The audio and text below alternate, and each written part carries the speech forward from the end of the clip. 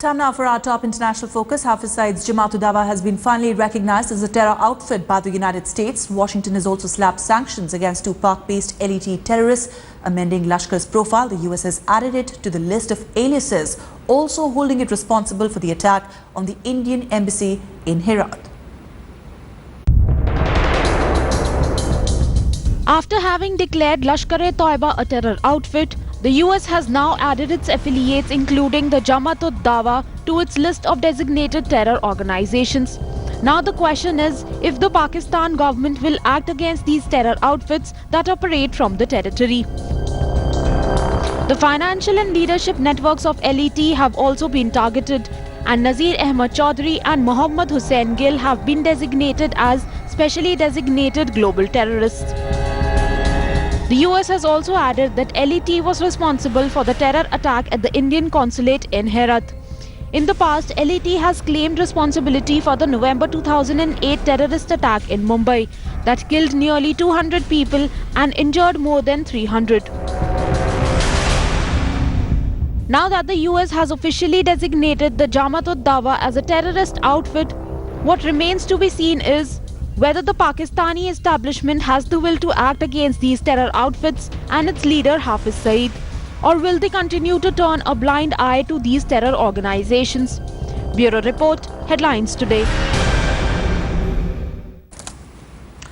Well, Hamza Amir is joining us live from Islamabad with the latest. Hamza, I want to bring in the reactions that are coming in from Pakistan on the LeT and of course the JuD, which is a front of the same, now being sanctioned by the United States. How exactly is it being received there?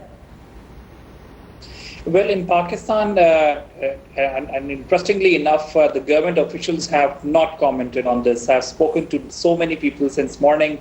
Let it be government officials, let it be analysts, they do not want to talk about it. The government has not come out with an official stance on this. They say they have not received any intimation from the diplomatic channels from the United States for them to be able to put up a response to that. But that remains the fact that the government currently is giving as much time as possible. They will try their best to do so because they are on a very difficult course of action right now concerning their domestic issues. They are on war front in North Waziristan. They have a grand alliance being formed up by opposition parties who want to make sure the government topples down, and that is increasingly mounting up the pressure when it comes to, again, Hafiz Saeed and Lashkar-e-Taiba. And also not to forget, Hafiz Saeed is the free man in Pakistan. Everyone says him to be a free man. Government has contested that. In fact, government budgets have been allocating funds for his NGOs and humanitarian rights activities, and that is exactly what some of the people who have spoken to Headlines Today in Pakistan have said, that Hafiz Saeed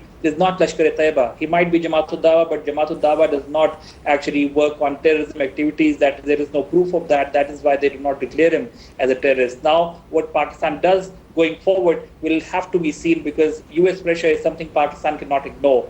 And when they cannot ignore it, they will have to act on it one way or the other.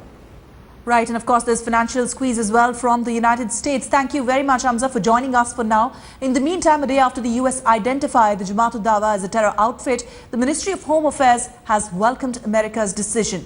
While India termed decision appropriate, sources said that the central government believes the JuD is the linchpin of terror financing for the LeT and other terror outfits in the region. And India hopes that with this ban, the financing of JuD is curtailed by the Pakistani government as well as other international sources.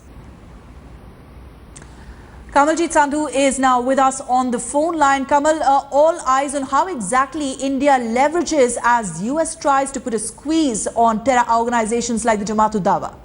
Well, definitely so. It's a shot in the arm for India, and that is why Indian authorities, whether it's the MEA or the MHA, they have welcomed that US stand, and obviously India stands validated as far as blaming Jamaat-ud-Dawa, or for that matter Hafiz Saeed, is concerned. But obviously they've gone further ahead and said that there should be financial curbs on Jamaat-ud-Dawa. Remember, they're seen as a charitable organization within Pakistan, but it's been long known within India and from intelligence sources that he's very much involved in activities and financing anti-India terrorist attack.